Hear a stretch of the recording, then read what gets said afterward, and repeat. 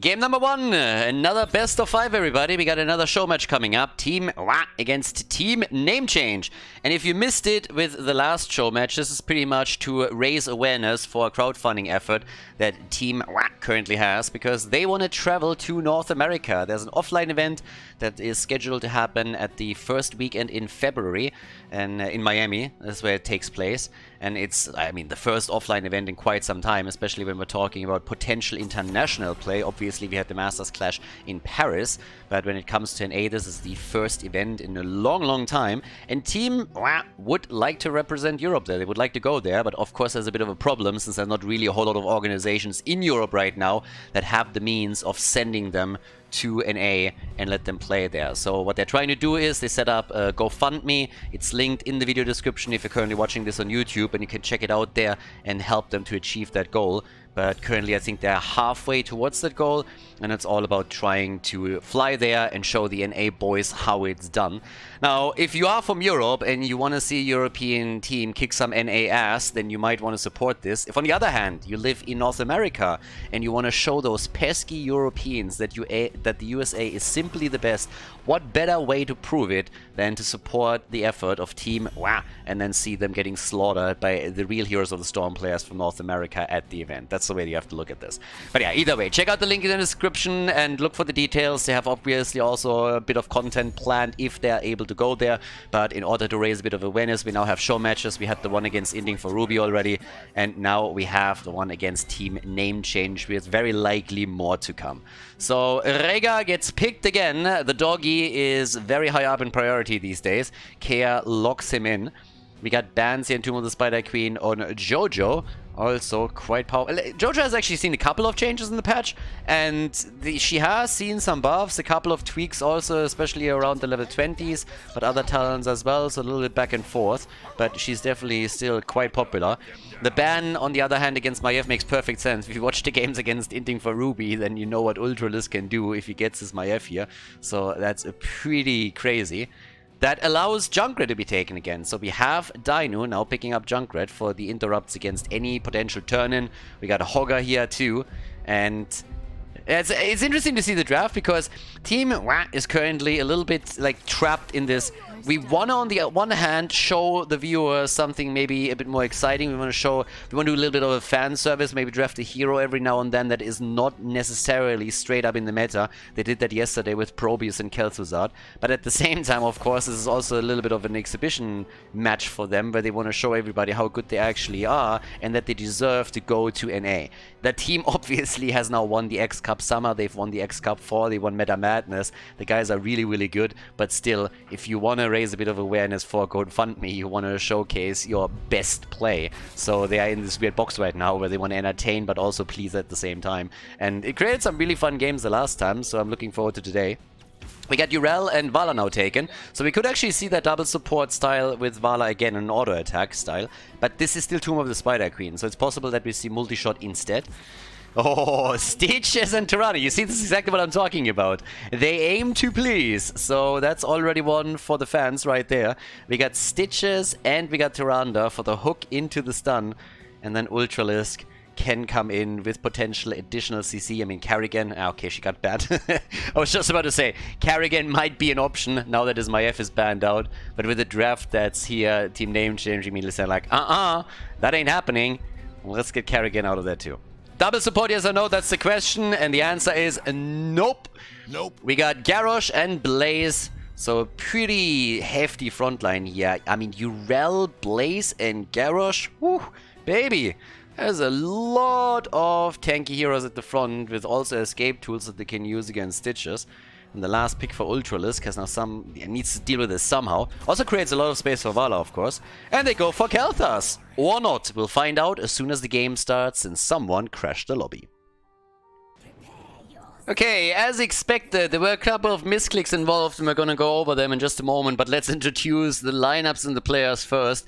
We have on the left side, Team with the Quasar on Hogger. We got Dino and Kel'Thuzad again, Nagrom on Tyrande, Ultralisk on Junkrat, and Masquerade on Stitches. So initially what happened here is the team name change actually went for a misclick. They went for Blaze plus Garrosh, but they wanted to lock in Blaze and Zarya. They announced it and therefore locked it in. Wasn't a problem, but it also came with a change on the last pick for Team WA, who switched out Kel'Thuzad for Kel'Thuzad.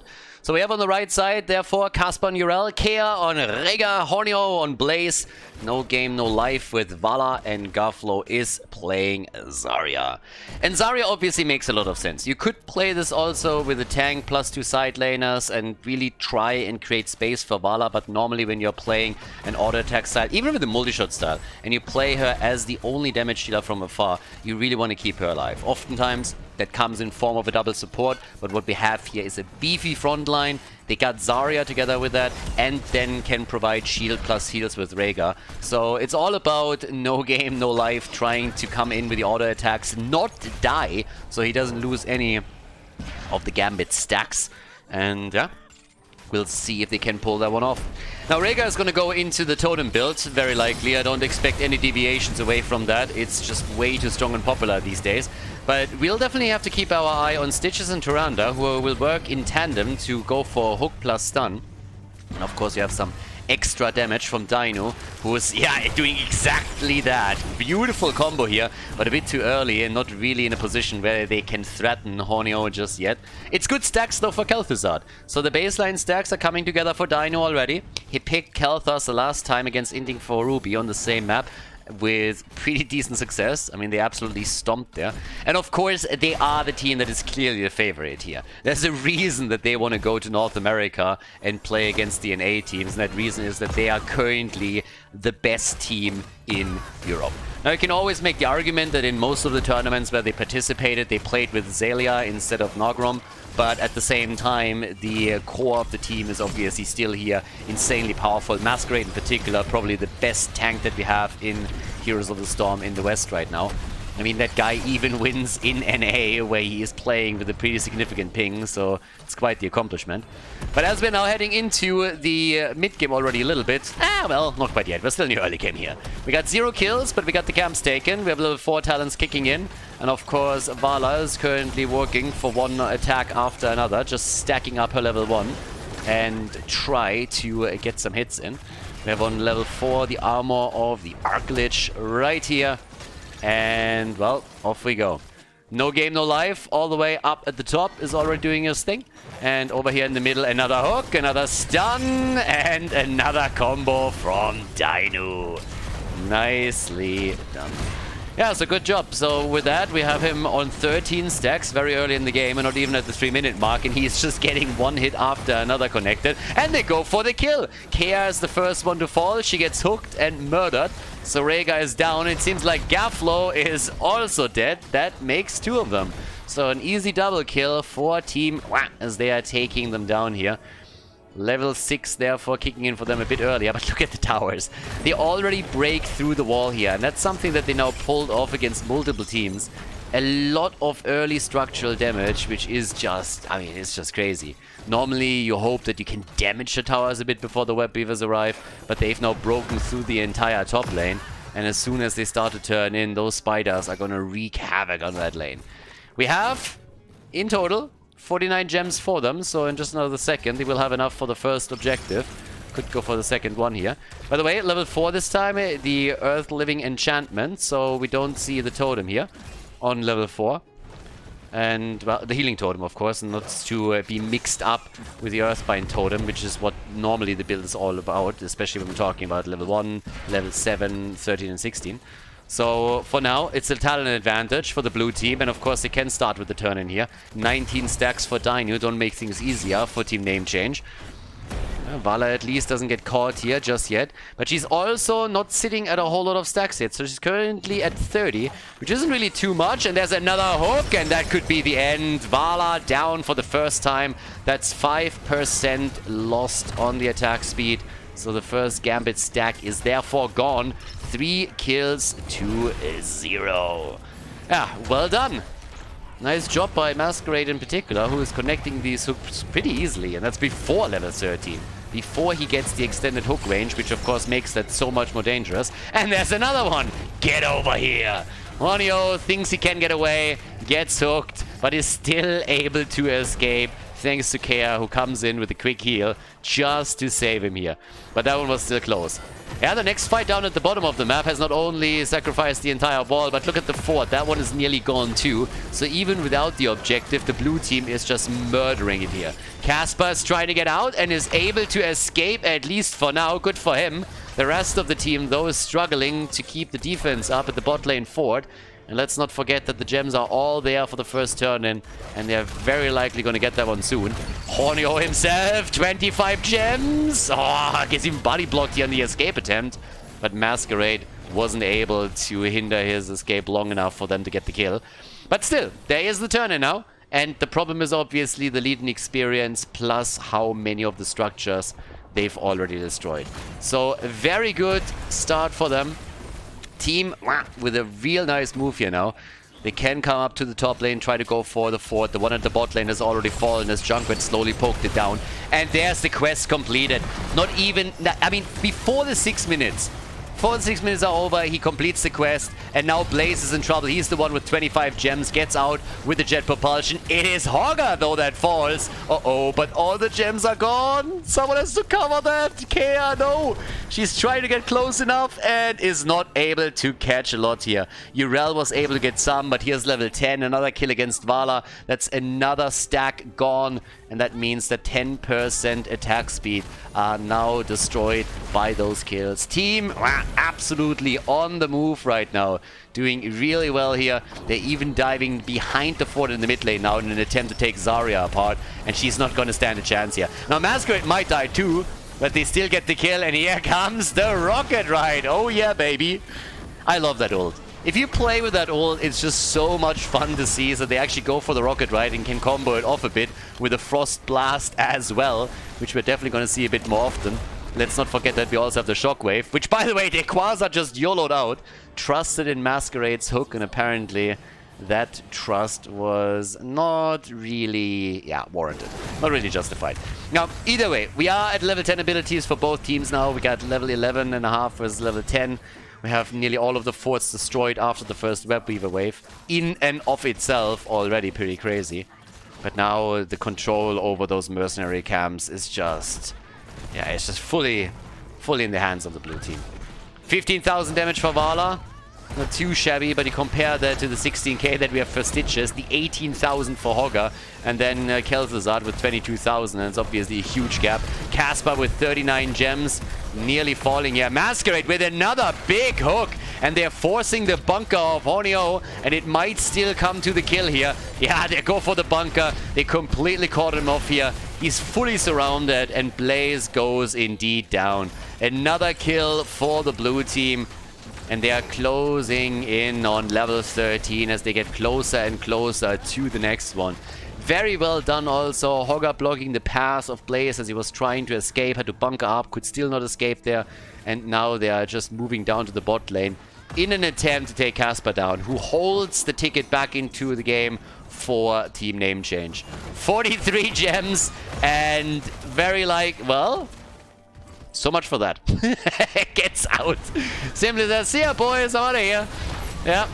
Looked like he was fully surrounded, but he's able to escape, and now Casper can come into the fight once more, and they focus on Stitches, and that should be a kill. Masquerade goes down, Stitches is dead, and that was well done by Team NameChange, despite the fact that they're still suffering some structural damage in the mid lane because of the camps, so they need to be careful of that keep. But they go for the Quasar, and they get the kill. And they're not even done yet. They're still moving in the mid lane, in the bot lane in an attempt to lock in a third. Here comes the rocket ride. Can they get it? Ah, good damage, but not enough. They get the turn in, though. Well, they slowly are working on it. But here in the middle, I guess the keep is going to take care of the wave. So it's not too big of a problem. But it's 47 gems. They need to deliver the 3 that they still need in order to get that turn in, or Team NameChange will have some serious trouble making a comeback here. Kea then again gets already in danger, nearly getting hooked here too, but could not quite close the distance. So we have even talents again. And the Gavin experience was actually close to a degree.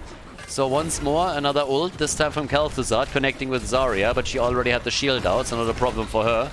Vala has to be careful. She already died twice, so you don't want to lose another 5% on the attack speed.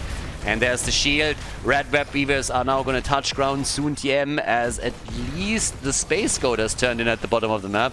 But Hornio is going to fall once more, buying a bit of time for the rest of it. No way he gets out. No way. What? Are you serious? Bunkers up and they escape. Honestly, Team NameChange full of escape artists here. Earlier it was Casper and his Urel, and now all of a sudden we have Blaze pretty much doing the same thing. Yeah, they are able to just run circles around them when it comes to that. The masters of the French defense. Dequaza, he still needs some practice, is trying to run away and falls short of it, so he dies again. By now we have also Vala with an additional stack, 100 stacks in total. 28,000 damage for her. And she's closing the gap to Khaldor, who's currently top damage in the game. Also Hogger with 29,000 isn't really looking too bad. But they're trying to bring it back now. They're trying to destroy a couple of the structures here. 7 kills to 4. Still a 1-level lead, but this will likely cost the blue team at least 1 fort, especially considering that Urel is still at the bottom of the map. Frost Blast is out. Masquerade looking potentially for the Gorge, and there it is. They're playing for Blaze, who doesn't have the bunker for another 5 seconds, and he's gonna die before. Beautiful hook on Vala too. Masquerade again. Oh, wreaking havoc with that backline, who's unable to dodge all of those hits. Dequaza is now coming in as they're attempting to isolate Zarya again. She's trying to escape. Casper might be able to help out a little bit, but with that stun, it's unlikely. Kea not even dropping the Ancestral, looking at it and saying like, yeah, that ain't happening. You're dead, my friend. But now she dies too. Rega is dead. 10 kills to 4. This is bad news. We have level 16 talents. Team is moving into the mid lane for keep number 1. Has to wait for the minion wave, but one... Oh, the hook! Oh, that vault on Vala saved her life for sure. But here comes the double minion wave now. They could even go for the camp if they really wanted to. Zarya's dead for another 4 and Rega for 10 seconds. But here's another hook against Vala. Blaze doing his best to stop the minion waves as they're going for the keep. And even the bot lane is pushed out. They have 64 gems that they're still holding, so they could easily go for turn in number 2. But they're currently falling short of that. So with a camp, maybe a commitment, but it's a 5 versus 5. They still hold that 2-level advantage, which is pretty big. But they're not really making any decisive plays for that just yet. Yeah, game number 1, best of 5 series. Again, a bit of a show match here. And so far, Team NameChange is fighting back. Honestly, they were a bit of a surprise in the X Cup fall season. I was pleasantly surprised by how well they were doing and that they qualified also for the playoffs. So kudos to them. And I can't wait to see what they can pull off in the X Cup winter. That's going to be pretty spectacular, I think, because at the pace that they are improving, we might see them go a little bit farther into the tournament this time. Now, in this case, we have, by the way, a bit of a change for the build on Rega. On level 13, no commitment to the totem build, but instead the tidal waves, the synergy with the level 4 talent, obviously being transparent here. On level 16, then again, the Earthgrass totem, so going for the full synergy with level 1, with level 7. But here comes the fight and the kill! Tyrande, squishy as always, and when she is in the line of fire, then she quickly dies. And that's exactly what happened here. But the next thing to fall will likely be the keep in the middle, because that thing is still getting attacked. And it's not the only structure that's in trouble. Down at the bottom of the map, the Web Weavers are already working on one more. Top lane, the same picture. They sacrifice the middle. They know they can't hold all 3, even with them killing Tyrande earlier. But as Rega and Vala are sitting topside and trying to defend here, we have down at the bottom of the map another attack for the next major structure, and the keep is suffering. Down to 25. It actually might fall. Nah, I don't think so. I think they will be able to save this. The fight is still going strong though. And by now we have 42,000 damage for Khaldor. Another big hook. But the red team is willing to fight. Yeah, there's the shockwave. Urel unimpressed. Popped the ult just before. 36 gems for Casper, but can't now rely on this any longer. Vala getting attacked again. In the backline, on the other hand, we have not only Rel, but also Blaze a little bit low. Blaze gets gobbled up, but he has the bunker up in 2 seconds. And is able to make it out. Nice. Junkrat is back to business. Ready for the rocket ride, or rather soon. But there's already the Toronto, and they go for Hornio again, and he needs to bunker up or he's going to die here. That bunker is definitely needed, and there we finally have it. Even Urel survives for another second. So yeah, Rhaegar's a bit low though, gets the shield from Zarya and might be able... No, it's not going to be able to escape here. No. It was close for just a moment, but yeah, that's 11 kills to 5 now. 2-level lead, closing in on level 20. Big stun from Vala though. Yeah, that one hit hard, but I think it's the end for her. Vala dies once again. Goodbye, girl. And of course, the keep at the bot lane is also not going to make it. That's another one that will fall in just another moment. 48 gems in the hands of Urel. She's trying to escape here, but it's unlikely. That was a beautiful stun also from Duran that it definitely hit while she was still mid-air. So that is the end of Urel, and therefore the end of the hopes of Team NameChange to maybe make a comeback in here after all. Without the gems, that's going to be impossible for them. Junkrat doing his thing on the core of the rocket, right? And now they're burning through the shield, claiming victory in game number 1 with Khaldor once again on level 20 with a damned return. And we got the pukish scamp right here. Junkrat wants to be part of the picture as Rhaegar gets killed once more. And that is all she wrote. 15 kills to 5, level 20 to 18. The 1-0 lead for Team against Team NameChange. Before we head into game number 2, make sure that you subscribe to the channel if you haven't done it yet so you don't miss out on any future content here on Khaldor TV. Game number 2, second map is Volskaya Foundry. And the blue team is in the lead. Yeah, Vala, she wasn't able to carry into the late game. Died a bit too early. And, well, plenty of times early on. I think in total she died 4 times. But early on, 2 kills already. So that's 10% of the attack speed gone. Made it a bit harder to stack the level 1 as well. But now that we're heading into Volskaya, let's see what kind of strategy we're going to see this time. It was actually kind of funny because we saw the same map played out in the show match between Team and Team NameChange.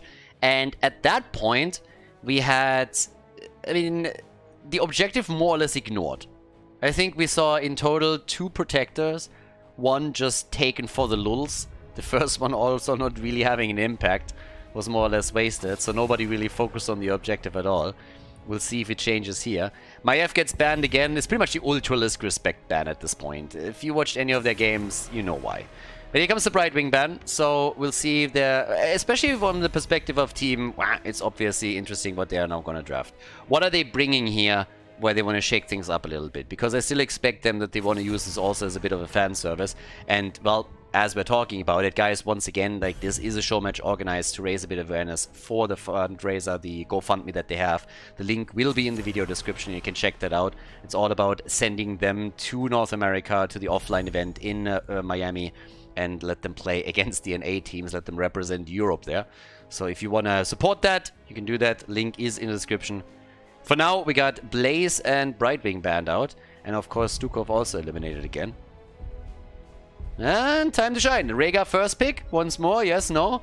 Or what are we going to get instead? Yes, Rhaegar is back, is once again drafted right away. Despite the fact that he doesn't have the best win streak against the blue team, he still gets picked here.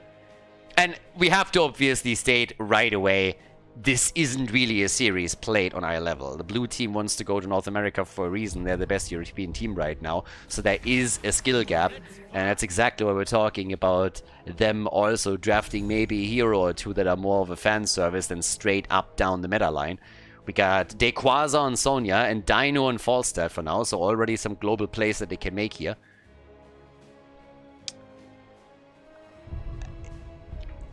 For me, it's a little bit weird to look at the draft because I'm looking at this and I'm immediately thinking, okay, what would you pick if you would go all out right now? But then again, for reasons mentioned before, the question that I have is, if you pick Sonya and you pick Falstad, what could you do with it that makes things a little bit more interesting? And the first thing that I come up with is potential picks into either Tyrael for Judgment, Sonya with a leap, and Falstad. I mean, they might go for Gus, but they could go for a Hinterland Blast here. So if they really want to go for some YOLO comps, they can really go leap, maybe a Judgment. So it's a little bit tricky to really say here. Jojo would have worked as well, either with the setup through the Blessed Shield or the jump. But if they don't pick heroes that complement that a bit more, then maybe we're going to see I mean, technically, they could also go for a backdoor strategy here. They could literally go and play with Tyrael and Morales and try and execute what Inting for Ruby has done against them a couple of times. There's Tyrael, I expected that, but do we get Morales? That's the next question. No, it's Malfurion.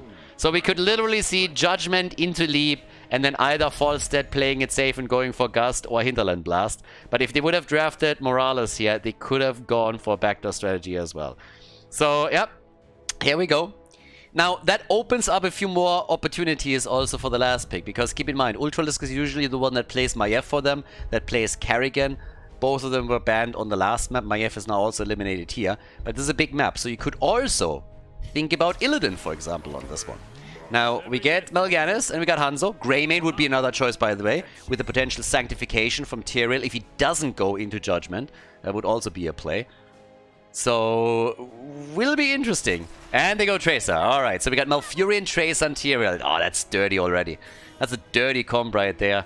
Yeah, Volskaya Foundry is not going to be easy for Team NameChange at all. Let's go. Game number 2 in the best of 5. Let's see which team takes it here. Game number 2 on Volskaya Foundry. Team against Team NameChange. They Quasar on Sonya for the blue team. We got Dainu on Tracer, Nagrom on Malfurion, Ultralisk, he's playing Falstad for the blue team, and we have Masquerade on Tyrael. On the right side of the map, and a little bit of a switch here also, we got No Game No Life on Rhaegar, Kea switching over into the damage with Lunara. We have Horneo and Mal'Ganis, Casper on Leoric, and Gaflo is playing Hanzo for this second game of the best of 5. And it's party time. This is the moment to shine and see what they can do. Especially level 10s will be interesting for the reasons highlighted during the draft. Let's find out what they can do there. Maybe we're gonna get that Hinterland Blast. That is actually the one that I'm the most doubtful about, but I could definitely see Tyrael go into Judgment. I mean, we've seen actually a decent amount of Judgment plays just recently. Some of them absolutely for real, not just for the lulz. At the same time, they Quasar on Sonya. That's another question mark, because he could go into Wrath of the Berserker and just simply say, okay guys, we're going to just go for a normal play. We're going to go for that front line that it has a bit more sustain instead of just trying to go for Leap, Judgment, or whatever. Yeah, apparently, at this point, I don't know if they're trolling or if they're... I mean, Masquerade is always a little bit late, so I don't think he's necessarily trolling here. But yeah, probably a couple of voice issues. Happens every now and then that people have some troubles with their Discord server. But as the game continues, we'll see who gets the first few items. I mean, this is mostly about item control at this point. Obviously, the patch changes with the invulnerability on the fountains has slightly had an impact on some of the rotations on several maps, actually. And one map affected is definitely Volskaya Foundry, where previously with the first objective you were just aiming to take the fountain down on the next objective lane. So that whole thought process is now not a thing anymore, and therefore other rotations are possible. And of course you can also try and push through the mid lane, maybe take the early fort and see where that gets you. But at the end of the day, you still want to control the majority of the items. So once that we have the camp spawn at the 1 minute mark, your first move should always be to go for the turret. And then it's just a question whether or not you want to go for the support camp as well. Now there's a couple of variations to this. We talked about them in the past. You can also try to go for the support camp first, take your own turret camp a little bit later, but it will have an impact on how you have to play the first objective, because if you take the camp early on and claim your turret, then it will pop up again during that fight. Ultralisk, by the way, gets murdered. Nice attempt from him to fly away here, but it was a bit too late. Kea already came in with the damage. Oh, and they missed the counter kill at the bot lane. No, that looked so good initially, but they lost the counter kill, and oh boy. Yeah, that's a little bit annoying. Against Leo, it's not the most impactful kill anyways, but it seems like they might get this one, and indeed they do. Even the turret being used here. Rhaegar down, turret taken, and that's big. Not only did they get the kill, but the turret was also wasted, so that's a win for them. Now they have the item advantage over the opponent's team for objective number 1. We got the Paralyzing Rage in at level 4. And of course, at the same time now, Blossom Swell is in. We got the ignore all distractions this time. And with the objective popping up, one of the main goals for the teams is now also going to be to get level 7. So we will have a bit of a commitment in the middle. Someone is going to try and sneak in and get the early progress and then sit just at the edge. But the teams will wait for level 7 so that they have a talent advantage over the opponent. We still have that fight over the support camp though, and seems like he's gonna die here. Tracer probably not gonna survive it either, but it's a kill for a kill. The tower had to be dropped though, or turret, so now they're going for the big battle, and it's looking decent for the red team. They're getting a lot of damage out with Kia in particular, but Falstad is doing some work in that choke point. They're all stacking up and he gets the damage connected and obviously is farming some extra stacks on his level 1 too, sitting at 34 for now. Objective is up, level 7, still not in play for either one of the teams. But yep, Sonya is back down at the bottom of the map as Quasar is trying to lock in the XP for the next talent. Okay, not bad. Top side, the camp that was claimed earlier by Team NameChange is also now pushing, and is pushing hard, so they're going to lose some structures here. Nicely done. But now we got the Boomerang in. Level 7 talents on both sides gives us also the Colossal Totem, so the first synergy with the level 1 choice of Rhaegar. I'm more excited about level 10. For reasons mentioned earlier. Level 10 is going to be very interesting indeed. Very even in kills, but Quasar is going to fall now. So they are getting a bit too confident. Sonya sitting down at the bottom of the map. Now the entire wall is getting attacked. Now the problem that they have is that at the top side we see a similar play being made. And that is of course a bit trippy because we got a camp. That is going to enhance that push even further. So that might really help them. The first tower is already gone down at the bottom of the map. They want to accelerate this even further and go for the fort. They will get this one too. But at the top side I could see the same thing happen. But obviously they are way slower here. So they really need to push this a bit if they want to have a chance here. And the question is, how does NameChange react now? First of all, they're losing Leo, I suppose. Yeah, oh! Get wrecked! Leo takes out the trash, mops the floor with Tracer. And that was an easy mace to the face. Yes, the B-steps. I love it. B-steps on point, establishing dominance and then peeing on the corpse. That's how Leo does it. Nicely done. Say hello to your sister. Yeah, exactly. He's going all the way here. 2 kills to 4. Great moves by Leo. And that's, of course, a major setback now for team.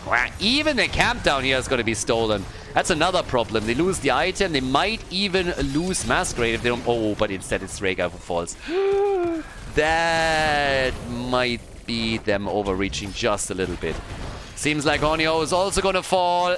No, he's alive! He's alive! And... Oh! Rhaegar nearly murdered him. The Fell Claw saved him there at the end. Oh boy. Yeah, but that was clutch. I was just about to say, if they can get another kill down here, they hit a very early level 10, but now both of the teams hit it at the same time. 97% on the objective. They get the first protector. The blue team, they lock it in. Hinterland Blast is there, but we got Sanctification. Yeah, I don't know. I mean, of course, we get Leap, so you can still combo it off, but I wanted to have the Hinterland Blast, your judged baby, but apparently not here. Kill against Quasar. Sonya's inting a little bit. What's happening with Quasar here? Yeah, he's down, 5 kills to 3. Now, we still don't have an ult for our boy Mal'Ganis, but the Hinterland Blast already being used here. I want to see that leap later, and he goes for the conversion therapy right there. Dark Conversion is in, and that could also be kind of wild. If he gets a few good ults out, that would be very interesting indeed. But they are pushing it hard now. I mean, you can really tell that Team Y is having some problems, especially since that arrow murdered Malfurion. Forza is flying in a little bit too deep, and Ultralis gets insta-pinged. And it's like, alright, I get it, boys, I'm gonna go behind the wall now. I'll see you later. But guys, still, it's 6 kills to 3, and Team NameChange is doing much better than many expected here. So they are doing some work. They've taken the lead in experience. They also have an advantage in items. And they have double the kills of the blue team. Now combos could of course now become nasty. A good leap and then a Hinterland Blast. Some follow-up from maybe even Malfurion might just help them here. But at least now it is Team NameChange who is making all the big plays here and really pushes it. And just as I say it, Rhaegar gets ganked up at the bot lane and gets crushed. So once more the support falls. And that is now the third time, I think? Yeah, 3 times. Rhaegar has fallen 3 times. Apparently, the blue team, they're all cat people. No dog person in the room, as it seems. So, yeah, it's a bit unfortunate. Leo in the middle against Falstad. He needs to be careful too. 1 fort has been destroyed so far. There's the Sanctification and the kill against Lunara. The arrow a bit too late from Hanzo to really have an impact here. But we still have Onyo with a nice ult as he goes for the Dark Conversion against Masquerade. So good for him. And that was nicely done. They get some vision here. They try, of course, to also follow up and maybe get a kill. With the Entomb, they set up a potential double even. Norgrom on his Malfurion in particular might be in trouble here. And Ultralisk again with the ult and the big damage. And they get the Rhaegar kill. He just came back. The dog just came back and he is dead again. 4 deaths on Rhaegar. And they are bringing it back now. Both teams on level 13. The fort at the bot lane gets now attacked and taken out. With level 13, we got the Law and Order in. On top of that, the Wellspring for Rhaegar. Falstad is up at the top. And Ultralisk is doing well. 57 stacks at the 9-minute mark for his level 1. But they want him, don't they? Oh yes, they want to come in and take him down once more.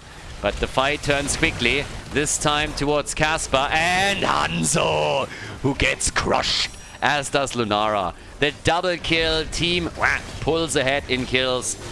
Dino obviously diving in time and time again. He's always buzzing around. The Nexus Mosquito is right there, dishing out the damage as we have Ultralisk trying to complete these kills, and he nearly gets it with that Hinterland Blast. The heals from Rhaegar keeping Mal'Ganis alive.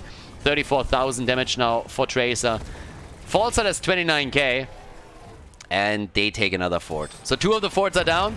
The objective is unlocking at the top at 10 minutes into the game now. Objective number 2 is up and running as we have them move to the mid lane in an attempt to take the last remaining fort of Team NameChange out of the equation. So, off we go. There's the hit. Closing also, of course, the distance to the level 16. Arrow hits 3, no dodge. Immediately Tracer with a hoppity hop as she's coming in.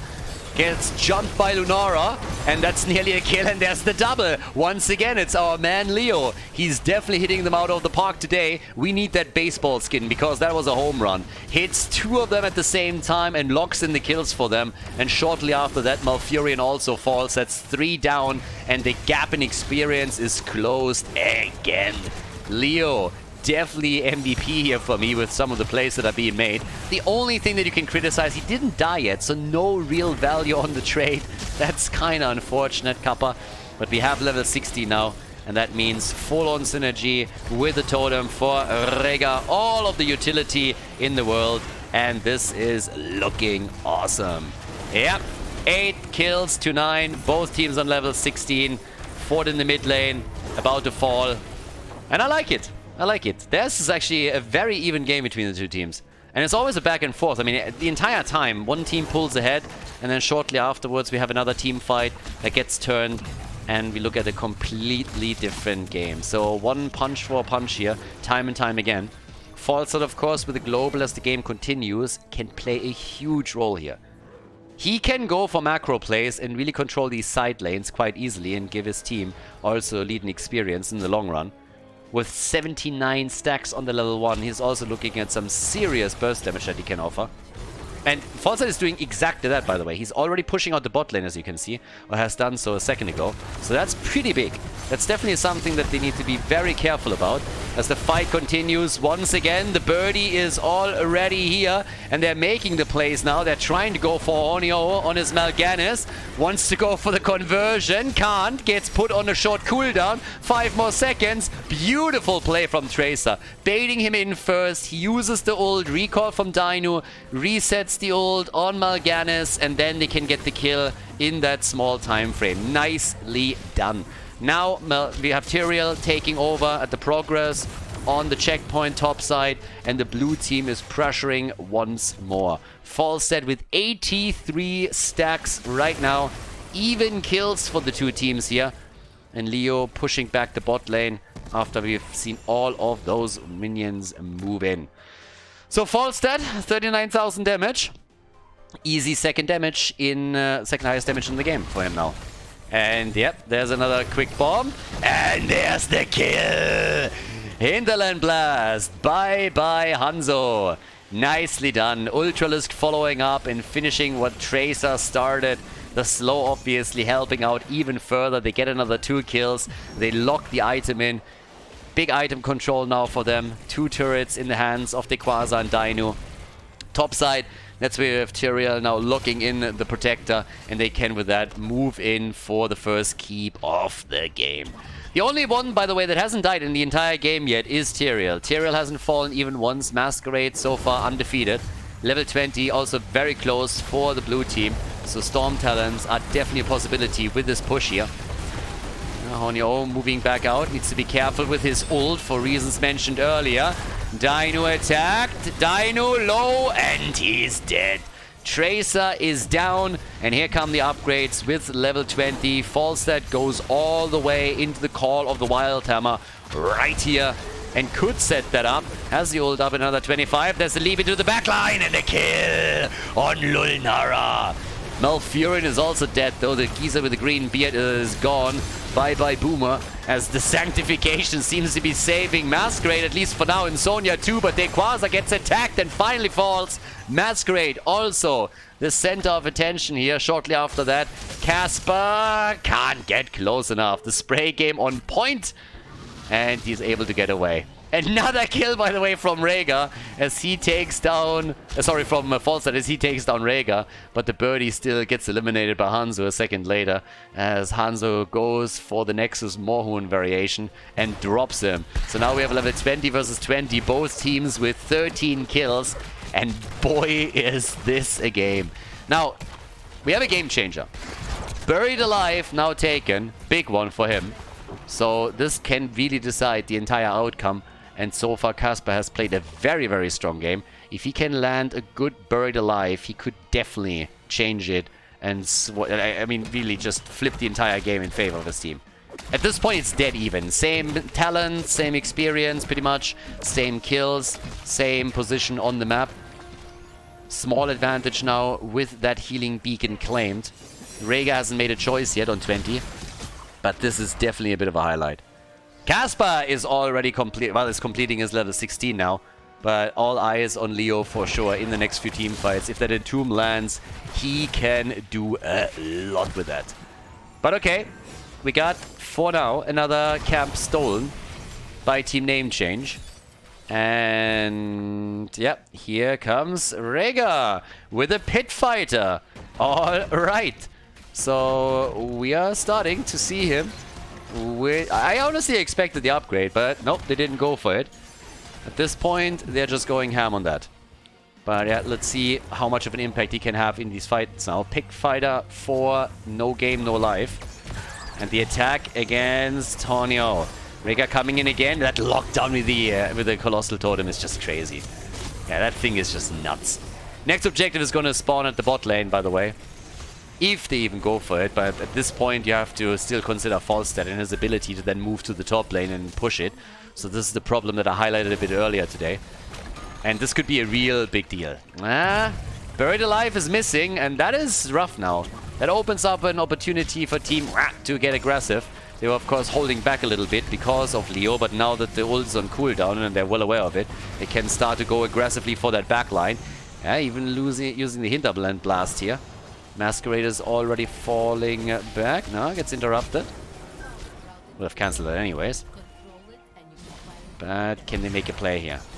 Eventually the fight will move down to the bottom of the map where the objective has spawned. But that will only trigger Falstead being more aggressive up at the top. Ultralisk is always going to do that now. Move to those side lanes and try to pressure them as the game continues and the catapults become stronger. That is heavily beneficial to the blue team.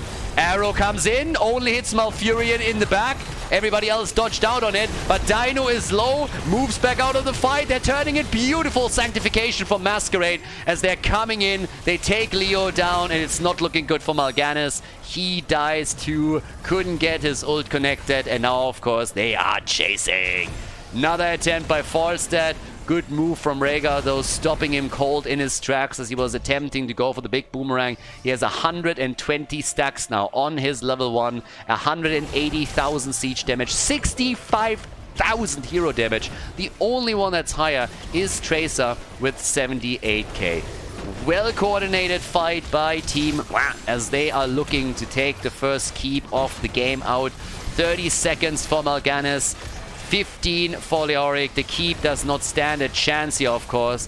And Rhaegar, time and time again here, just popping those totems. And they are going deeper. They go for Lunara, and she's dead.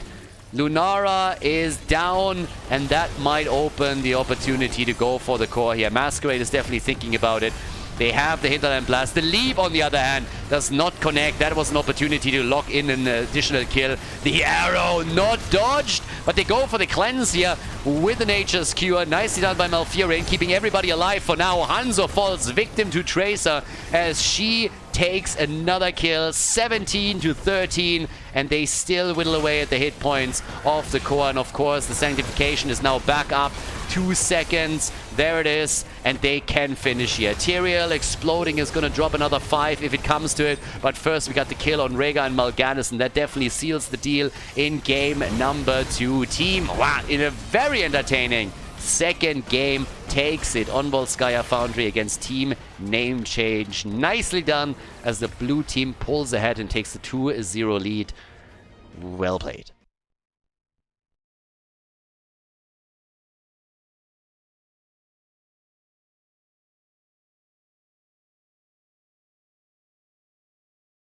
Warrior Junction, game number 3 gets played out here, and we have the blue team with the 2-0 lead now against Team NameChange in this show match. So guys, let's go. Let's see if maybe Team NameChange can put a point onto the board. I gotta admit that I was pretty impressed with what they played on Volskaya Foundry, especially Casper had some really good moments there. The funny thing is, honestly, that once we just joined the lobby for Warhead, everybody on the red team was like, who picked this map? What is happening here? Why would you do this? Can I donate to your travel budget? And we changed the map, is that a thing? But yeah, didn't really happen. So now that we're here on Warhead, globals are going to be targeted. And one of the first one is Abathur! The slug, eliminated. I'm actually kind of sad. Even the Vikings are getting banned out here. I'm not a fan, I gotta say. That opens up a potential Maiev pick for Ultralisk then again. So yeah, there's that. But okay, Vikings are out, Abathur is out, and off we go. Every single time I see an Abathur pick up ban, it reminds me of my amazing ideas to bring Abathur back into the meta. Still ignored by Blizzard. I will keep... guys, I will keep repeating that until Blizzard finally sees the light. I think nobody told them. I honestly think nobody told them. The idea is so brilliant. Why would you not go for it? It will revolutionize the meta. It will bring Abathur back into the hearts of every player and the games. All you gotta do is you give Abathur a new ult. You call it the bitch slap, and it works incredibly simple. If Abathur can slap somebody from behind, it's an insta-kill. Or you can make it a double kill. It's fine. It's like 2 slaps, it's a kill. I'm okay with that too. But consider the possibilities. You can, like, every single bush becomes a death trap all of a sudden. You have a Medivh Abathur composition. Portal behind the opponent. The slug comes in. Bam! Big slap. Right there. You go for the Stitches hook. Same thing. I mean, the possibilities are endless. They're absolutely endless. Ah, boys. Think about it. Zarya, Speed Bubble on level 4. Speed Bubble on Abathur. Slap, slap. Insta-kills everywhere. It would just be brilliant. But nope. Blizzard, they haven't told them. I swear to God, they have not told them. That's the only problem here. They would immediately put that in. Yeah, Blizzard, you can use it. Again, no royalties, nothing. You don't have to pay me. We do it for the game. So, we got Hogger and Lily. Apparently, they expect... I don't know what they expect. Maybe we could still see an Illidan here too, but apparently we're going to get the Adventurer in the house. Falstad is banned. We got the Jojo and Rhaegar for the first time taken by Team So we're gonna see it for the blue team this time.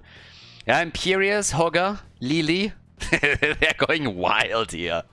What is this? Meta Madness? Not that early. So yeah, the birdie is out. All of the globals are getting banned pretty much.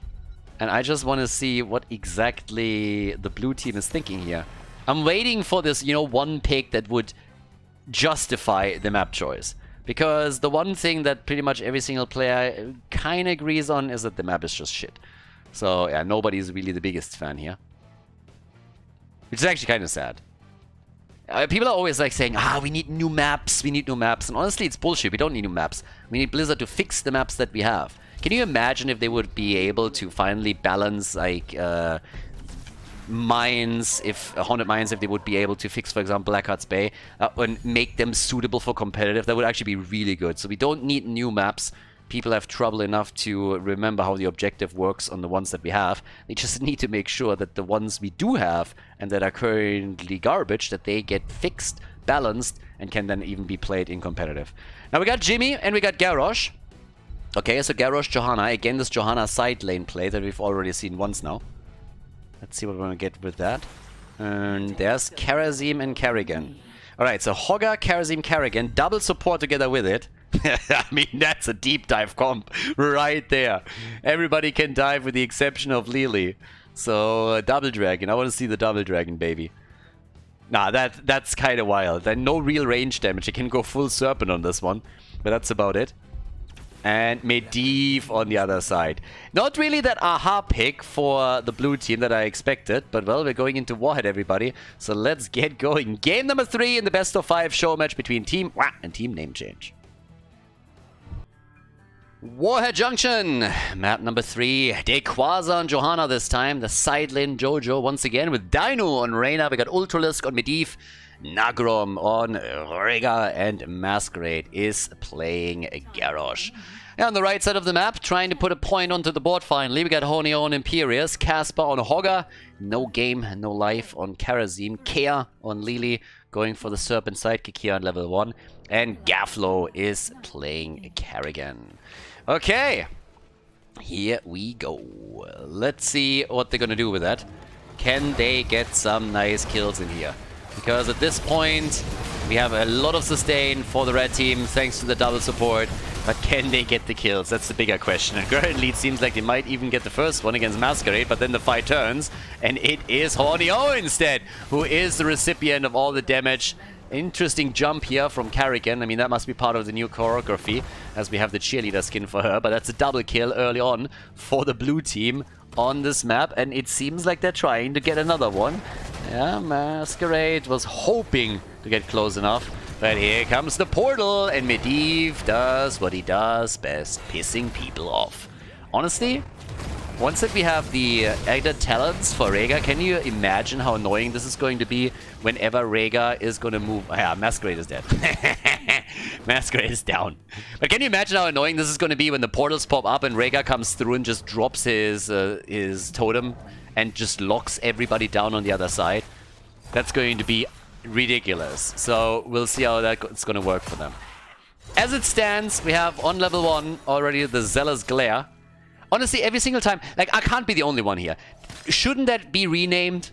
Shouldn't it be renamed the Smexy Stare? I mean, if you hear Zealous Glare, right? If you can't tell me that you have watched HGC for a couple of years and you don't immediately think of Smexy staring down the camera.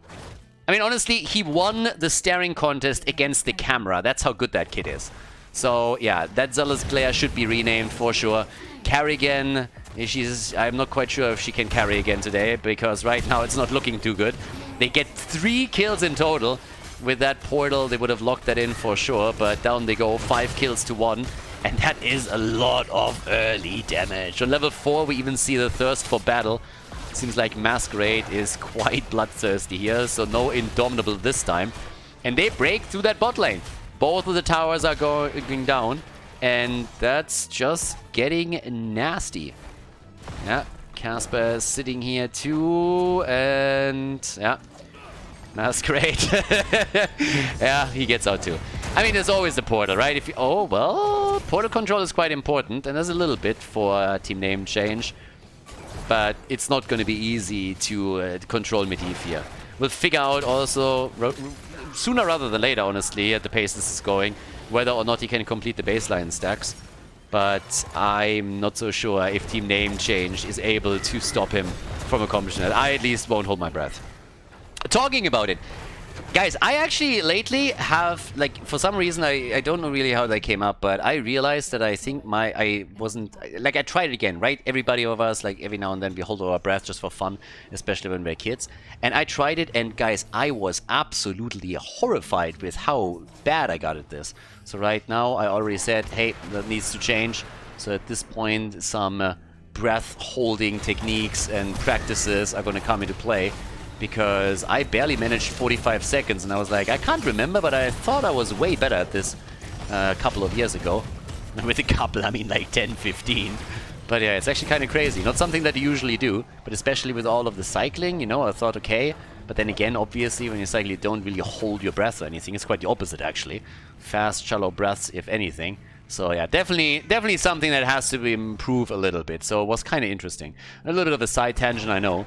But as it happens, we now have Rega with a purification also. No level 7 totem here for him. Instead, we got that. It's going to be interesting to see how that's going to work out. No game, no life. Gets attacked quickly and is most likely going to fall too. But yeah, there's no way he gets out. He can dance around him a little bit, but he's not going to be able to escape. Ah, come on! Dino, give me a break, please. I think he needs some assistance here. Now, okay, he finally is able to pull it off by himself. 8 kills to 1. Here we go. At the top side, the 1v1 continues. We have Medivh with 30 stacks now, so our boy gets closer and closer. Yeah, the nukes are coming down as well. Dino nearly got murdered here. Nukes are coming down. Dino gets attacked again, but had the shield, and the portal is now there as well. Obviously, a little bit of a body block on Lily, but look at Imperius. Oh, he nearly got the kill on Jimmy, but well played by Rega and Medivh, keeping him alive. Those portals and shields, very, very annoying to say the least. Now, they don't give up on that kill, though. They won kill number 2, but Lily, she gets flipped into the team. 10 kills to 1, and oh boy, we got a bit of a brawl on our hands, don't we? Seems like Karazim also gets kicked around a bit on the map here, and that brings them closer and closer to level 10 even. So the blue team is pulling heavily ahead here. They already have the 2-0 lead in the best of 5 in the show match. A bit of vision as well. Masquerade is trolling around, but is not able to prevent that from being claimed. We have 34 stacks now for Medivh, so with them already on level 10. And guys, Team NameChange is just barely hitting level 9 now. So Medivh should definitely be able to complete his baseline stacks. We have on top of that also Decimate. Hogga is moving back out again. Hyperion is in for Jimmy. And they can easily go now for the boss all the way up at the top. Now, they've already taken the one at the bot lane a bit previously, of course. But yeah, it is definitely party time from the perspective of Team WA. So they're all situated up at the top. 10 might actually be here in time for the red team before the boss is claimed. But with Karrigan still at the bottom of the map and Karazim in the middle, there's little to no hope of them really contesting this point.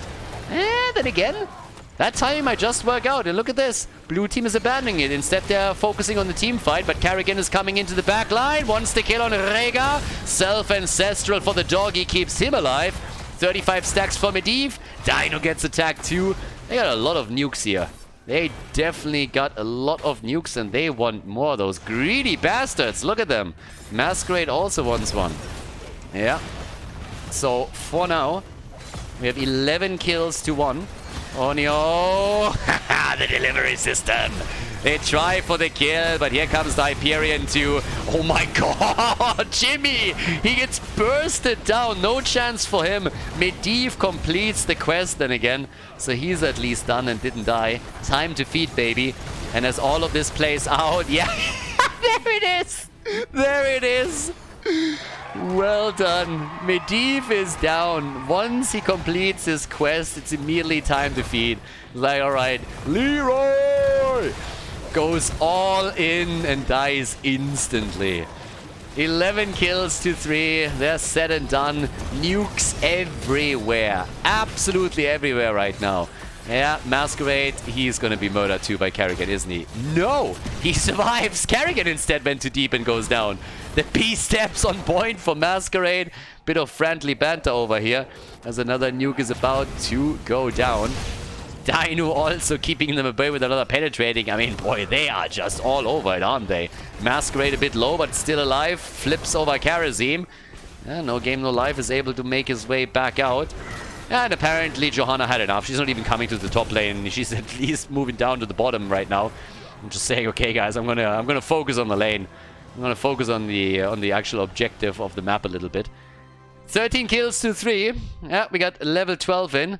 Medivh still taking to the skies here for the extra vision. 34,000 damage, by the way, for Jimmy, who's now going for the next few camps here. So Jimmy is doing his thing right now. We got 24,000 for Hogger. All the pings and Dino in the meantime. Rhaegar and Jojo still haven't fallen, but yeah, obviously the big escort at the bot lane.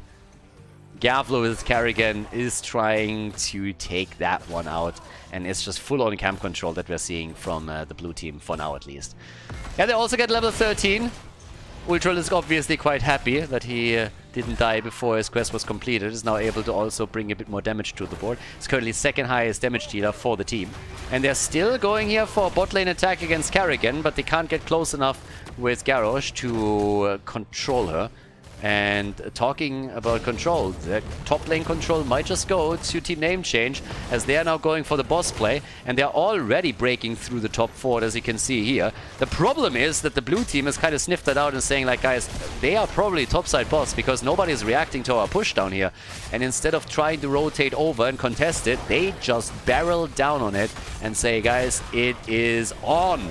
Let's take that down. But that nuke, that was the best thing that could have happened to them. So that was actually really nicely done. The problem is that team has one nuke themselves. And now they go for the fight. Hawkeye's at the top. It's a 5 versus 4. There's the ley line. Hyperion comes in. And the keep is gone. Keep is gone. Shield and Ancestral are saving Dino. Kerrigan dies again. And Karazim barely is able to make it out of the fight. Nukes are fired all over the place. It seems like they're actually thinking about going for it. They're moving in with 14 kills to 3 in a 5 versus 4 situation. They want to go for another kill and they get it. Imperius is dead and the core is falling. 10 minutes in, they're trying to end it all.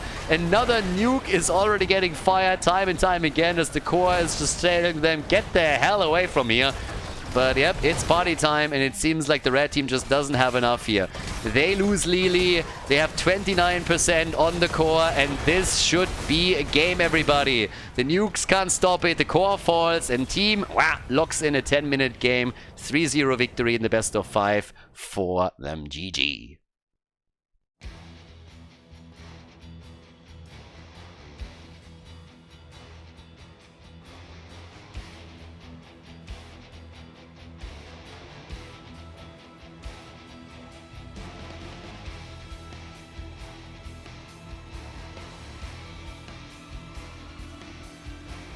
Thank you everybody for watching the video today. I hope that you enjoyed the show and the commentary.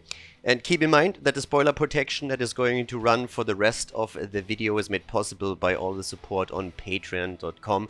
So guys, if you want to support my work, if you want to help me start new projects and keep the spoiler protection in place, please consider heading over to patreon.com/Khaldor. There's also a link in the YouTube description, and check that out. Thanks in advance, and see you guys next time with more esports coverage here on Khaldor TV. Have a great day.